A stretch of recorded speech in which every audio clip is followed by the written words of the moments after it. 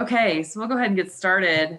Thank you everybody for coming. I'm Janae Andrus. I'm the community manager for SALT Project. Glad to have everyone here. This is our SALT Project virtual meetup. We have done a lot of meetups in the past, a lot of virtual meetups in the past when the world shifted, but we've gotten inconsistent about it through the acquisition and all of things going on. So we're really excited to launch 2021 with monthly virtual meetups. And hopefully the world will improve and go back to a little bit of normal so we can have in-person meetups again, come out to our local areas where we have our places where people want to gather and discuss SALT. And so that's still on our radar for the future. But you know, the environment being what it is, we are excited and here to do our virtual meetups, and we'll be doing them the third Wednesday of every month. And we wanted to kick off with a really special one. So of course we've got our beloved Tom Hatch, our former CTO, creator of SALT, and general just pride and joy of SALT Project. I'm not sure which one is the pride and joy of SALT's the pride and joy of you, and you're the pride and joy of SALT Project. It's just kind of all intermingled. And then we also have Suzanne Ambiel, who is over all of the marketing for open source. And so she manages basically all the open source projects that VMware is connected to. And so if you want to know how VMware manages open source, Suzanne is the person to talk to. And a lot of our community wants to know how VMware handles open source. And that is what we're going to talk about today. So awesome. We've got Tom, we've got Suzanne. You guys can, I'll probably interject a few questions. Community members who are here, we are going to have a Q&A at the end. So if you can hang on to your questions, we will have plenty of time for questions. But Suzanne, can you kick us off by talking to us about how VMware views open source and maybe particularly SALT Project? Yeah, for sure. In fact, just for that context, this week and last week, I'm running an internal open source community days conference here at VMware, and we're inviting everybody in, and we're talking about a whole bunch of things. And, you know, the answer to your question, what does VMware think about open source, I think is best answered by what Greg Lavender and Craig McLucky said in the keynote last week. They said, open source is the air we breathe and the water we drink, right? It is open, it is modern software today. So it, you know, that is kind of our perspective on open source. It is who we are and what we do. And when you look at open source and you look at VMware, you kind of have to peel the layers back several years, almost decades, to understand kind of our journey and our maturity along this path. It's never a straight line. I don't think progress ever is. I think, Tom, you probably agree with that. There's some zigs and zags along the way. And certainly VMware has had its fair share of it. I've been involved with open source and VMware for 4 years now, and I've been at VMware for almost 11. So I've seen some incredible shifts. And I'll say this about that: VMware is invested in open source. We are committed to it. We are committed to the community.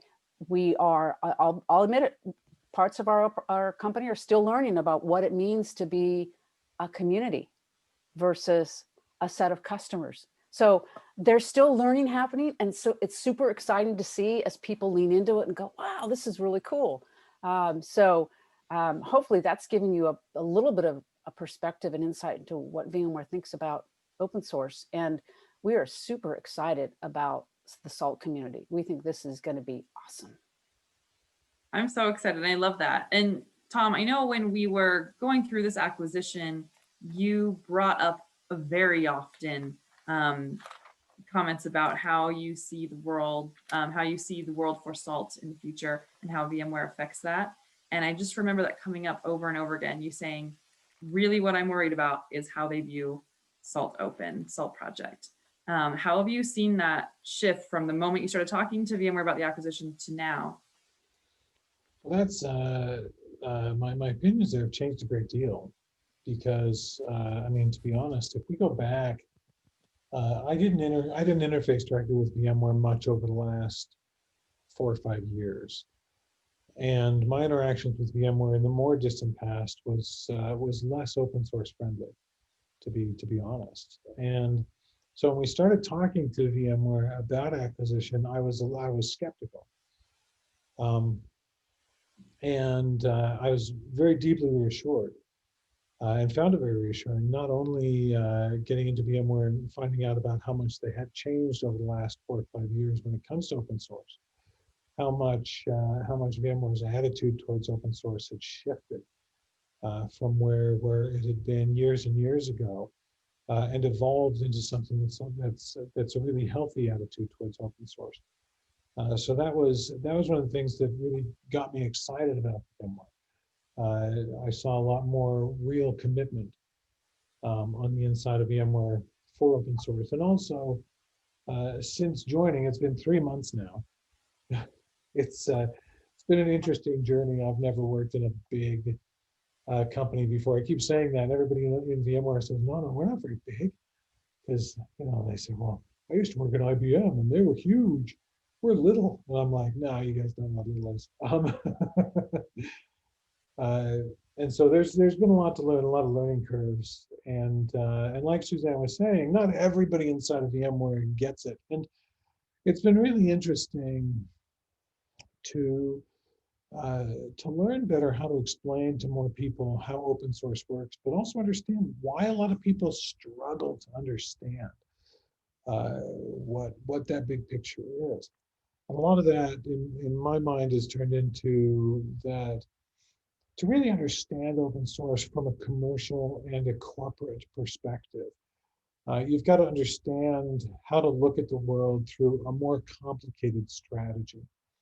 It's easy to look at open source and say, hey, here's some free software that I can use, and I better, abide by some licenses, and then just carry on with your life, which is what a lot of companies do. But it's much more complicated to sit down and look at open source and understand what sort of software is very effective when it's built open source, what sort of software is very effective when it's built proprietary, what the give and take is between these two things, and why open source has become kind of just this tide that raises all ships, but we still need ships, and where that balance lies between where I used to be much more ideological about open source. Right? I used to think that it was only a matter of time before everybody was running KDE on their desktops and Linux computers. And since then, I've learned a lot more about how software works, how people think about and interact with software, and how they interact with just complex machines and how software gets built. And it's interesting to watch as VMware has and continues to understand, or people inside of VMware also continue to understand and grow in realizing that complex strategy, that give and take between open and proprietary software, where that balance is. And as I like to say, balance is a very difficult thing to accomplish. Balance is hard. It's really hard. And also because both sides of the pendulum are always shifting in their own way. But it's been interesting and still very reassuring. Really excited to be inside of VMware. It's gone really well, and one of the things that also emboldens me inside of VMware is, especially when it comes to open source, is the strength of the engineering culture in VMware. VMware is very engineering culture driven, and that is at its core what's driving open source adoption more than anything else inside of VMware. More than a lot of us can do from a top-down influence perspective. But just the fact that the engineering teams and the senior engineering staff inside of VMware are so incredibly well respected that the result that we end up seeing is that they, of course, for the most part, do understand open source. Because you can't be an engineer today, a software engineer today, and not understand and embrace open source to a certain extent. I couldn't agree with you more on those points. Being at VMware for almost 11 years now, that's the one thing that I take away with is this is an engineering mindset company. And the engineers that are here are super curious, super bright, and aren't afraid to try things. And I think that open source is just this incredible stew of innovation and new things that is just irresistible for that type of engineer to go in and immerse themselves. And, so I see that throughout the company. And, the maturation and the sophisticated understanding of how to connect that engineering back to your business purpose. That's the hard part. That's the part that people tend to stub their toe on, right? But we're figuring it out. And, there are precious few examples in business today of that successful business model for open source. And that debate rages on. Just go do a Google search on successful open source business models, and oh my, what pops up is just, it's amazing. So, we continue to grow, we continue to learn. We'll learn from the SALT community for sure. We're learning tons from the RabbitMQ, the Geo, the Spring community that came on with the Pivotal edition. So we continue to grow and to learn. And, that's the one thing I think about the VMware culture is it is a curious one, and it's a one that's willing to learn and continue to grow and adapt. Yeah, that's something I've definitely found. The engineers are constantly asking a lot of questions about SALT in particular. The engineers that were previously at VMware when we joined have had a lot of questions about how to get started with SALT and want to try it out. So it's been really fun to come into that curiosity. Suzanne, I've been wanting to ask you, because you talk a lot about, we do a lot of good things at VMware and then some things could be improved. What are two things that you think VMware does just particularly well when it comes to open source? And what's the one thing that if you could wave your magic wand, make it better? Boy, magic wand, Putting you on the make it spot. better. Yeah. I think what we do well in open source is, as individuals, I think we do really well as we step into communities and start to contribute and look for those places where our engineering expertise can make the project better, right? I think we do well at that. Where could we do better? I'm going to go with a magic wand and a whole big bucket load of pixie dust all over my marketing organization. They are still struggling to understand the nuanced difference between a community member and a customer. There was one marketing executive who shall remain unnamed. I don't want to put anybody under the bus, who was asking about GitHub and said, wow, let's put up a reg page on that. I went, that's not how that works.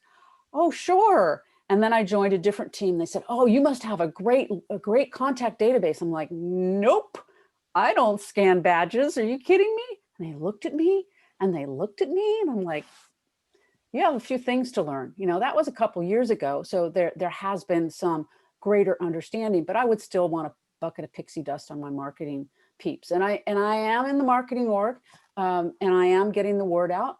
I'm doing a couple of sessions tomorrow on strategic framework for open sourcing for my marketing brethren, and also doing a panel discussion on do this, not that, how marketing changes in open source to get people to start to understand and kind of turn their heads a little bit to understand the difference and why that's so important, and why some of our marketers haven't been successful as they engage in communities because they go about it the wrong way. Absolutely. And I feel that in my soul. Tommy, you were going to say something. Go ahead. Oh, yeah. I mean, the marketing minutia inside of open source is very different from what you think of in in traditional marketing. And one of the things that's been really interesting is that I feel that marketing is grossly neglected in open source. Oh, yes, because, I second that. Yeah, because when we create, I mean, say I make a software project, I'm an engineer. I wake up in the morning and I say to myself, I want to be an engineer. I want to write code. I want to build things. I mean, that's why I do this. Is there's a certain pleasure and joy, right, that comes from creating something new. So when we come back and we look at community, and this is one of the reasons why I wanted Janae involved as the SALT community manager, was that as we look at community, we tend to put all of our eggs in the developer basket, or most of the eggs in the developer and engineering basket.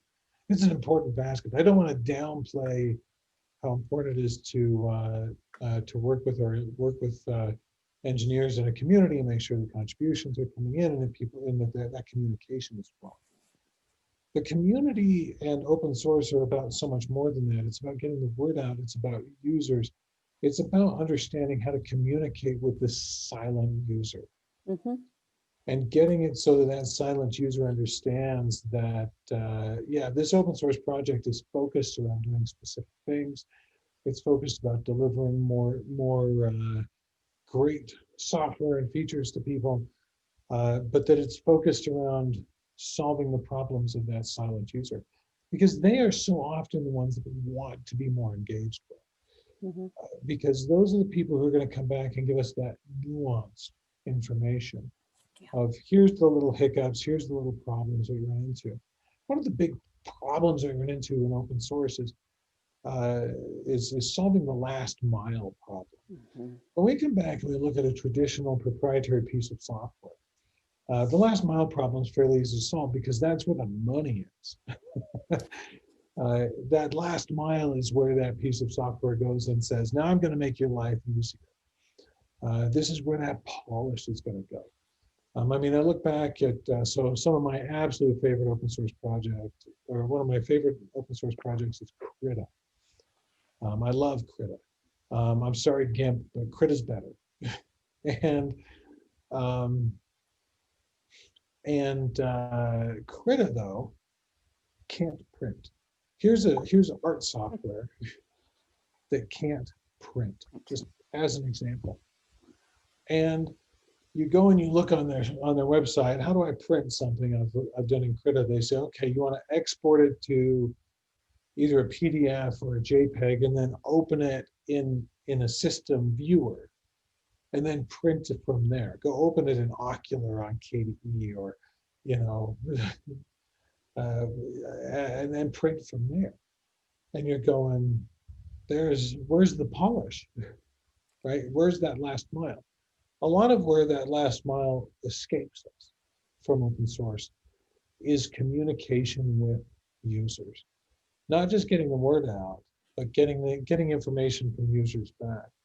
And that's where we begin to see that from a marketing perspective, we think about marketing in a traditional sense as we've got our top of funnel and our things that draw people in, and then we identify them and we figure out how to sell to them, and we establish contacts, and you know, we get it to the point where we can turn that lead into a customer.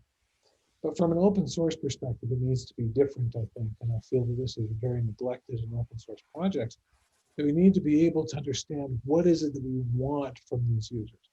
What is it that we want to understand from them? And how can we gather that feedback and that knowledge and information and then work with it in the right way? Because then we're able to engage with the silent user instead of just waiting for the occasional superpower user to come along. Because those silent users are the ones who give us those hooks into building stronger communities inside of more organizations and companies that are using Salt. And it gives us that awareness and the ability to engage in the outreach. And so many of these users are the ones who want to engage, but don't know how to really latch on, don't know how to really grab the project and move forward, when they so often have so much that they can give, and that we can give them a greater sense of fulfillment, not just free software. Yeah, I like what you said about marketing there. And you know, the way I look at marketing in open source is marketing really changes in open source from a transaction orientation to one of a conversation. And it really is about conversing with the community and being that that conversation starter that helps to bring out the stories and really get some depth of understanding about what's happening, who's using the software, who isn't using the software, who's using the software in an entirely different and surprising way that we never expected. And I think the other thing that I observe in marketing and open source is that while you may think that the marketing is incredibly anonymous because you don't have gated assets, you're not following leads, you don't collect PII, you just don't know who people are. In fact, the opposite is true.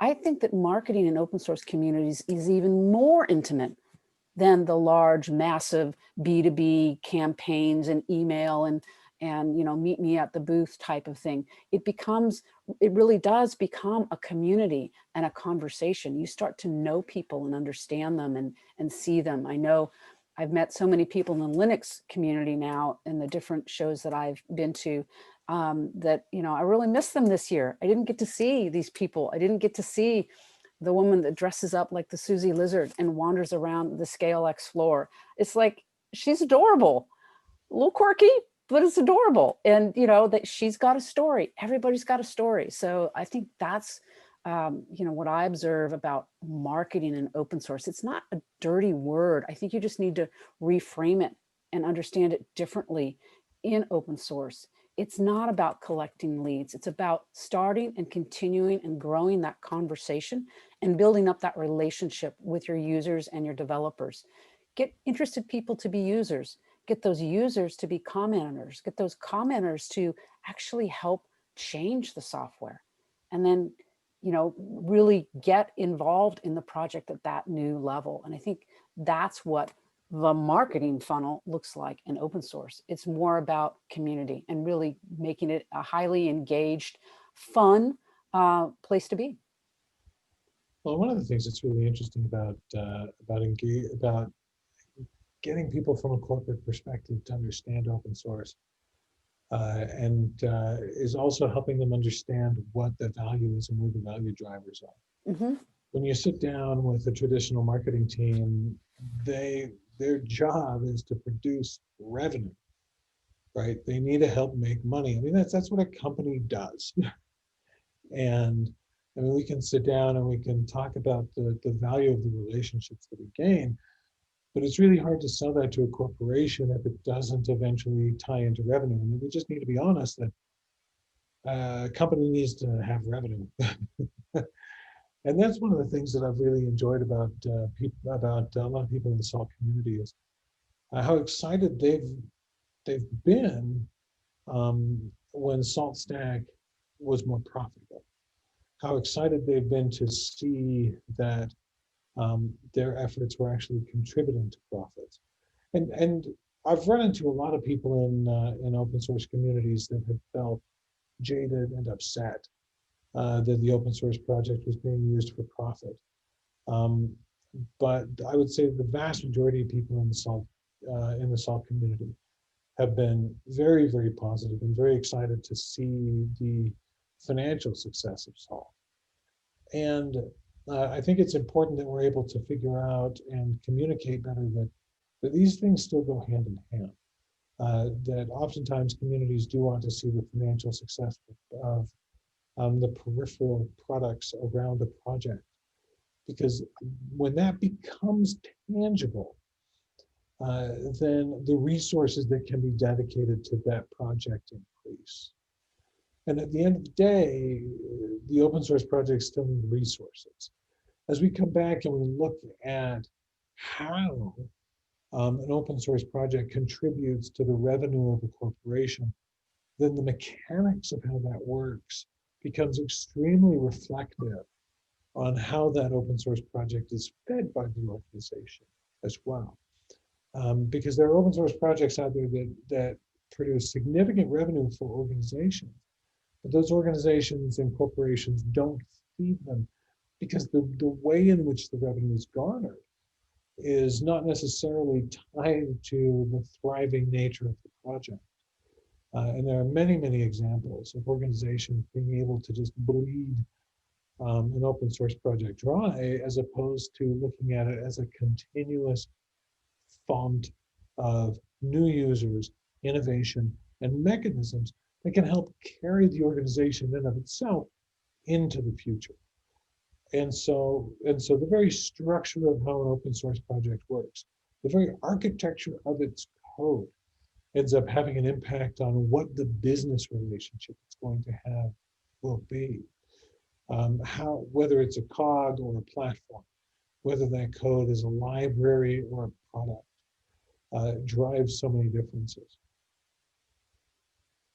Tom, would you say that the goals that you have for SALT project are more or less attainable because of the acquisition from VMware?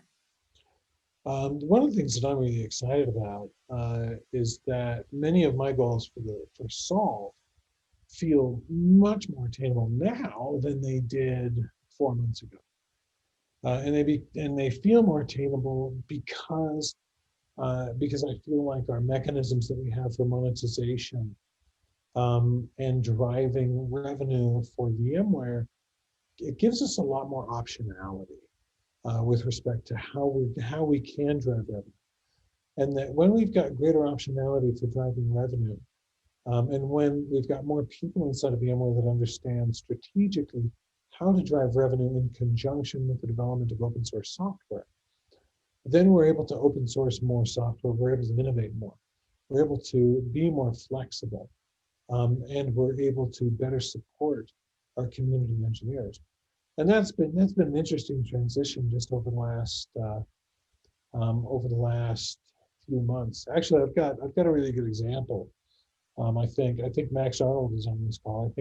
I think he was one who commented on one of these on a SAP. And so, I've been adjusting to life inside of VMware, and I needed a feature. Now, this is a feature that I'd wanted to have installed for years.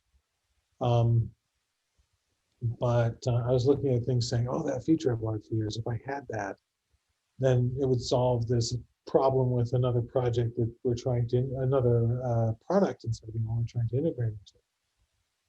And I made the mistake of kind of doing a drive-by feature request. I sit down with Gareth Greenaway for about 10 minutes, and I'm like, hey, I need this. And I'm like, we've talked about this before. Can we just get this done? And then poof, I'm gone. And then the next thing I hear is somebody coming back and saying, hey, are we making this feature just to facilitate this product inside of VMware? And I had to kind of step back and go, holy smokes, no. That's just not okay. That's by any stretch. And I realized that I didn't manage that very well. Because what I should have done was actually sit down and map out, this is the entire feature vision for what this can do inside of Salt Stack. Because what I wanted was to be able to have beacons potentially get auto configured when you have a state execute. Because for years, what I wanted to have inside of Salt was to make it turnkey, so that if somebody changed the state of a system or a component of a system that's being managed, that it could just immediately be set back into place, that the beacon and reactor system could be completely and fully integrated. And I made the mistake of just asking for the first feature in what is a chain of features to make that happen. So the vision and the goal of what we're trying to build wasn't properly conveyed, and that's completely on me. And at the same time, the only reason it came up in my mind because I was able to say, oh, this would make this product thing easier. But a good symbiotic relationship between product development and open source development also can help drive open source, as long as, again, the architecture of the open source remains clean and functional in and of itself. And frankly, that's good software architecture anyway. You don't want to put software in a peripheral project that is only transparently supporting another project. That's just bad coupling. A feature should always have a meaning and mechanism unto itself within the scope of its own project. Absolutely. So Suzanne, did you have anything to add to that before I move on? No, you said it all. I've got nothing to layer on top of that. I'm not going to dogpile on that one. No, I love it. Suzanne mentioned the different panels that she's on with our open source community days internally with VMware, Mhm. which I love that that's happening. It shows such a focus on open source that's going on within the company. And I'll be on a panel tomorrow with other community managers talking about what we do as community managers, and we'll be putting a heavy focus on how marketing really plays into having and facilitating those important and essential conversations with the community. We don't, we just don't harvest our community. It's not how we are at all. And it's important to us, and that's remaining the same. And it's so important. I think the community hears that. It's not us like keeping VMware at bay, and that's why they're okay. It's VMware sees that too. One of the first conversations I ever had with Suzanne was I asked her, we had this new rebranding going on for Salt Project, and we're doing our new rebrand. And someone said, oh, you got to run it by Suzanne. And I'm like, oh, I have to run everything by someone. And I go in to talk to Suzanne. And I was like, all right, here's kind of what we're thinking. What do you think? And I said, where do we need to incorporate VMware in the branding? What do we do? And Suzanne said, oh, I mean, your blue is really close to the VMware blue. Why don't you just match the blue? That's a nice subtle tie-in. Like, anything else? Nope. And that's when I knew we were going to be best friends. So yeah, I like in open source. I like to say when you work for a big company like a VMware or name anything, and you're in open source, don't hide the fact that you work for VMware. That's not honest. That's not authentic. yeah, why? I work for VMware. Bring the brand with you. Don't leave it behind, but let it sit in the back row on its hands, quiet. Because it's all about you. It's not about the brand anymore. It's about the community, about what you're giving to the community. It's not about the VMware, whatever. So, bring the brand, but let it sit in the room and be quiet. Because as Tom said, we sell software for money to pay employees so that we can all pay our bills. Pretty basic. Everybody likes to pay their bills. Raise your hand if you like to pay your bills. I like to pay my bills. So don't be ashamed of the fact that we sell software, but that sophistication of understanding the difference between the two and where that line lies, and this is this and that is that, and keeping them related but apart is super important. When I started working with VMware and open source, I remember when they decided to hire the VP of open source, the chief open source officer. And somehow this lowly marketing manager at the time got on the interview panel. And I'm like, me? You want me to interview a VP candidate? Sure, I'm all in. So I got to interview all these candidates. And when Dirk came on board, that was kind of the beginning of figuring all this out. And right off the bat, he wanted to have an open source day. And I'm like, okay, let's see. We're like, okay, if 75 people show up, that'll be a success. 325 people showed up. Like, oh, apparently people are interested in this topic. We should do more. I mean, so that was just kind of indicative of just the angst. Like, yeah, we want to do this. This is great stuff. And that enthusiasm and interest and curiosity just continues to grow. Well, that's one of the things that's interesting about how a company and corporation develops. Companies and corporations, similar to open source projects, oftentimes they're very tied to their roots, and they're tied to kind of what makes the core of that company what it is. Mm-hmm. And those shifts can be very difficult. I used to joke and say that's why there isn't a really good GUI framework for Java. Java just wasn't made for that. It wasn't part of its intention. And so what we end up with and looking at is, if somebody's going to argue with me about GUI frameworks for Java now, just use Qt. Okay, Qt. Okay, yeah, I'm done. I got my plugin for Qt. I love Qt. But we come back and we look at VMware. The core of VMware is very much so in solving extremely difficult engineering problems. Oh, yeah, we love those. Yeah. We love those. and when it comes to solving hard engineering problems, when that's your core as a business, as an organization, the mechanisms that you use to solve those problems are more important than the mechanics of the business. And that means that the core itself is what drives change and continues to drive that change inside of VMware.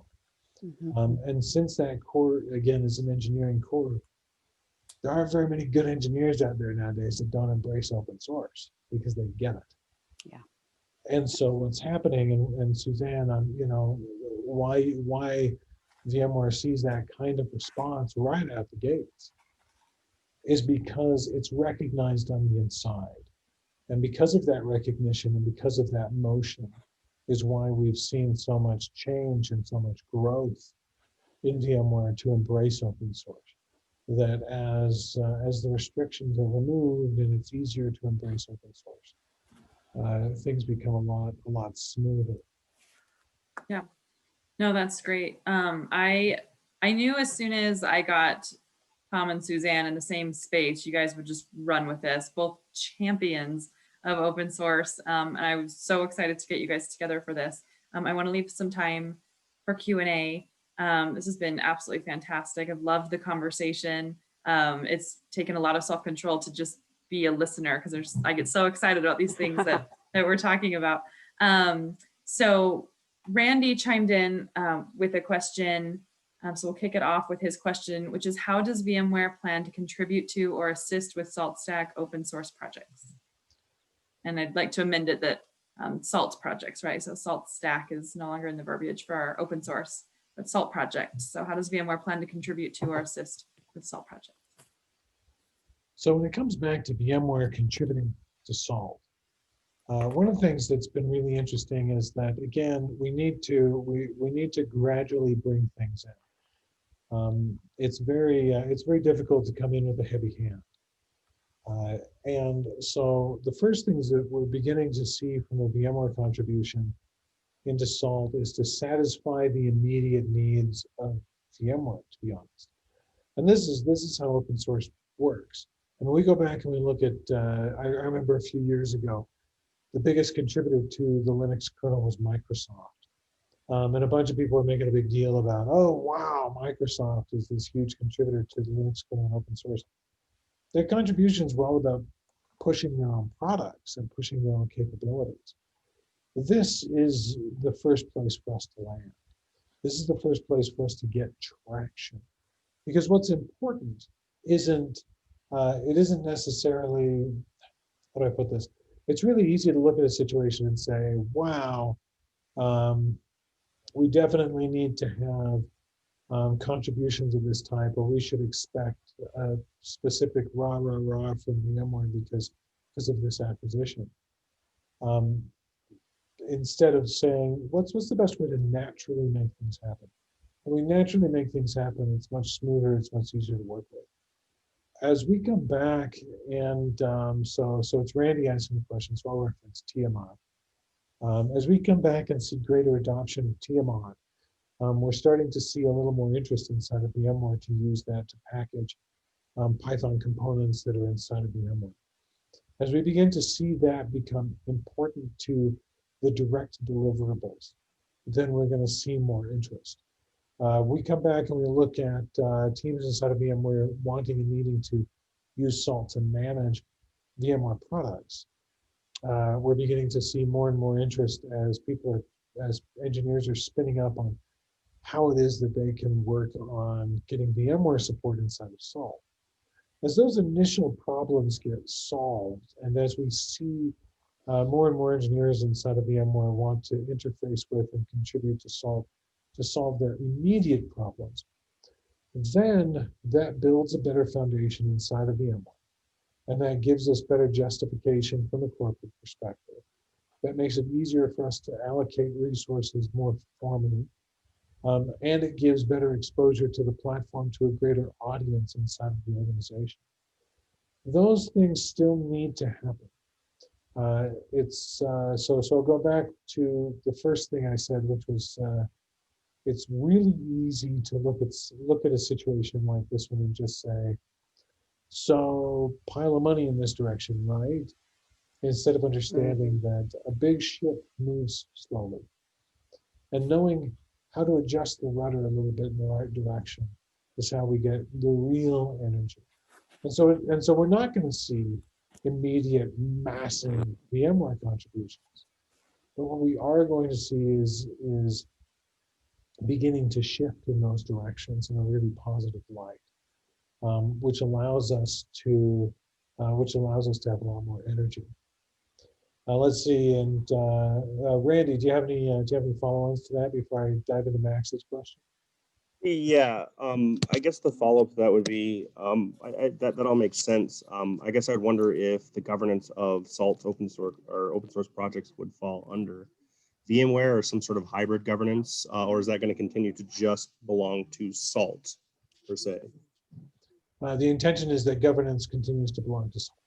It's the SALT community. They govern it. Yeah, VMware is Okay. not. Yeah, VMware is not interested in governing. Consider VMware a peer to any other community member today. We're an equal. We're not a better than. We're not a different than. We're a peer. And I would view, the VMware engineers as this incredible new community that's just come to the party. Like, wow. Okay, how are you going to bring them into the SALT community? How are you going to make them part of your family? And get them jazzed about SALT so that they will too also become a contributing member of the SALT community. That happens to wear a VMware badge, not the other way around, right? So think of it that way. I like what Tom said. We're not shoving a pile of money and saying, go have fun. No, the right way to do this is stepwise.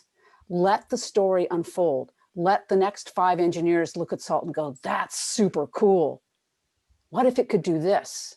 And then they'll start contributing and then it'll start to grow, right? You've just dropped a rock in a deep pond of water and those ripples are going to go like this.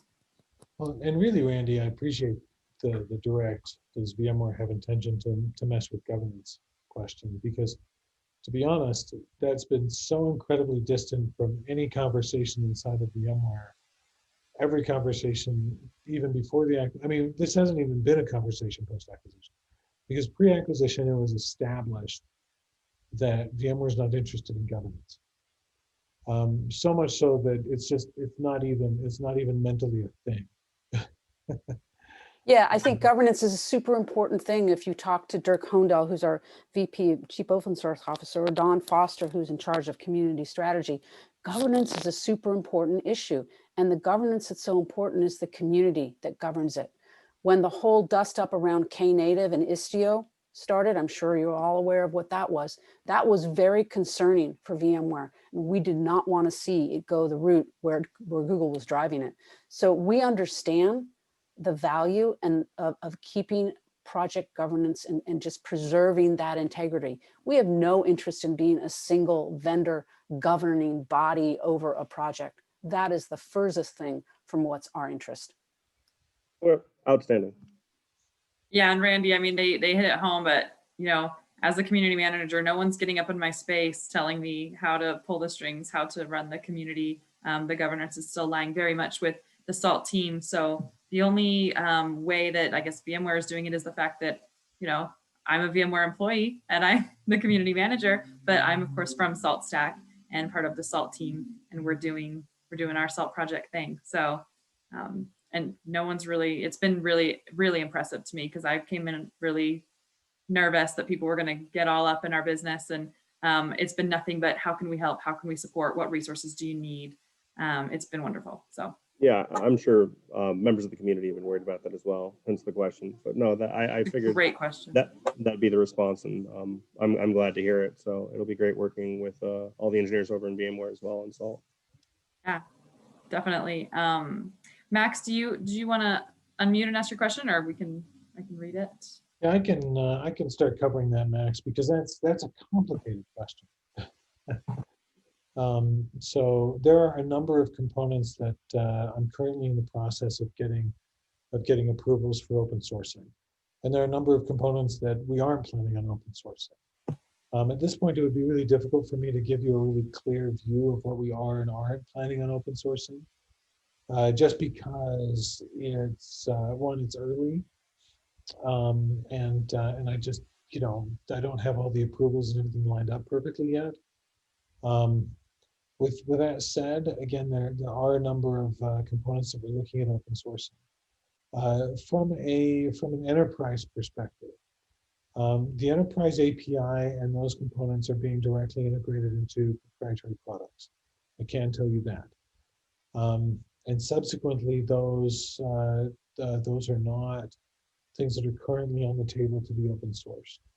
There are a number of components that are proprietary add-ons to Salt that I'm pushing to open source. I don't want to say what those are yet because I don't have approvals yet. I don't want to leave that impression. There are at least 10 attempts to build an open source GUI for Salt. Would it make sense to have a common upstream project? It would. Now the challenge that I run into there is that when historically when proprietary products are made open source, they don't get that traction, and it's a very unhealthy way to make open source software. When you build a proprietary product, the way in which it's developed is so fundamentally different that trying to superimpose an open source model and governance on that project is difficult. It's very difficult for community members to come in, even to the extent the way that it's engineered and architected is difficult. Now, what I can say is that it's become much easier for us to create more open source components from scratch. I don't have to go and defend every time I try and make something open source, which was a problem I was running into pre-acquisition. It's actually much easier now for our teams to create open source software out the gates. And so I'm actually working with the very early stages. You're going to see SEPs on this, but I'm working with people, with engineers inside of VMware, and of course people who you would know, people like CR, people like Wayne, etc. People like Gareth, on new features that are going to make it a lot easier to develop and deploy more scalable, more powerful, purely open source Salt, which will also, I hope, make it easier to create a unified GUI for Salt in the future. I think that a unified GUI for Salt in the future would be a fantastic addition. And the way in which Salt is being monetized inside of VMware, the way in which Salt is being monetized inside of VMware is being done in a way that I think is healthy from a business model perspective.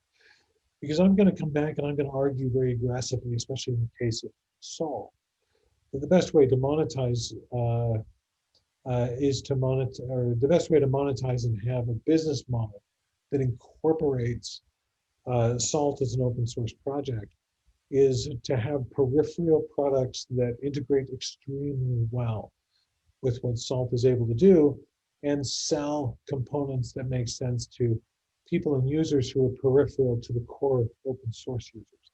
So the open source users are never lacking in how they are empowered to use the software, but that they are able to empower people around them through paid products.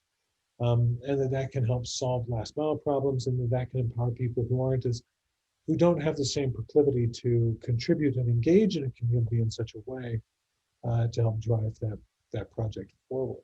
So that we're able to deliver the right people to the right components and products and projects and software to the right people to maximize their needs and create a good reciprocal community.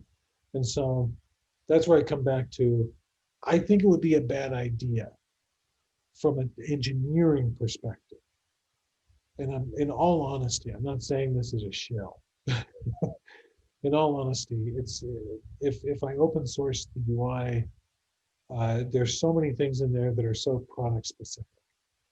And if I open source our enterprise platform, there's so many things that are product specific, and so many things that in it that we need to drive towards integrating very tightly with VMware products. With that said, again, I think that there are things that we can do and things I'm working on that I'm excited about. That hopefully, once the ideas get a little more presentable and we have SEPs around them, that we'll be able to show how what we have in Salt can be more empowering and more engaging for people who are using Salt.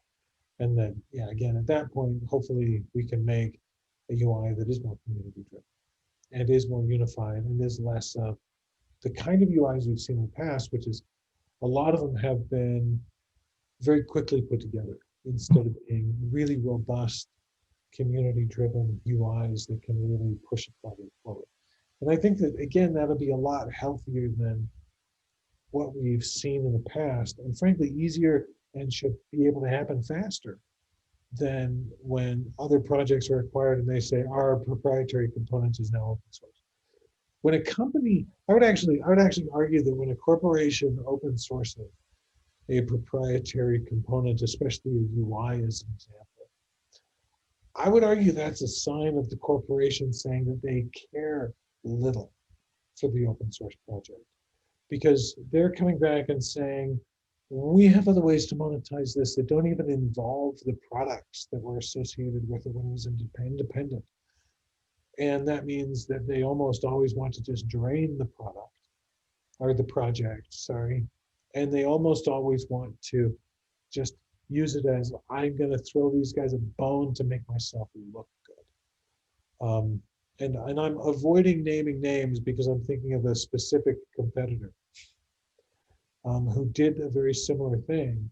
And then I watched as the acquirer of that competitor significantly lowered their investment into that particular project and walked away from that core project, and then did everything they could to squeeze revenue out of it behind the scenes in ways that project's community never saw, instead of trying to use it as a mechanism for continued innovation. Does that answer your question?